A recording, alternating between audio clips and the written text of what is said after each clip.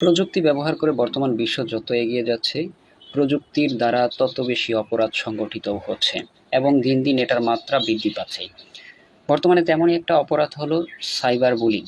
বিশেষ করে এই সাইবার বুলিংয়ের শিকার হচ্ছেন নারীরাই বেশি। বিভিন্ন রাজনৈতিক প্রেক্ষাপট কিংবা সমসাময়িক অনেক ইস্যুতেই আমরা দেখছি নারীদেরকে সাইবার বুলিংয়ের শিকার করা হচ্ছে।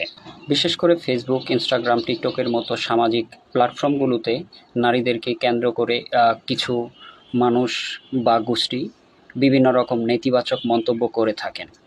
এদের অনেক ক্ষেত্রেই দেখা যায় যে এসব অ্যাকাউন্টের মালিকগুলো ফেক আইডি ইউজ করে, অর্থাৎ বেনামে আইডি চালিয়ে নারীদেরকে টার্গেট করে বিভিন্ন রকম মন্তব্য করে থাকেন।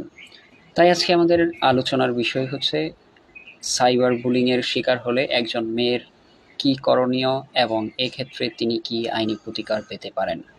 সাইবার বুলিংয়ের শিকার হলে তিনি প্রথমত যে অ্যাকাউন্ট থেকে তাকে সাইবার বুলিং করা হচ্ছে সেই অ্যাকাউন্টের ইউআরএল সংরক্ষণ করা এবং যে মন্তব্যগুলো করা হচ্ছে সেগুলোর স্ক্রিনশট রাখা, যেন পরবর্তীতে তিনি বিচারের ক্ষেত্রে এগুলো তথ্য উপাত্ত হিসেবে আদালতের সামনে উপস্থাপন করতে পারেন।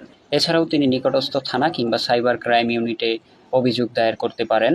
তাছাড়া তিনি একজন অভিজ্ঞ আইনজীবীর সাথে পরামর্শপূর্বক নির্দিষ্ট এখতিয়ার সম্পন্ন আদালতে মামলা দায়ের করতে পারেন।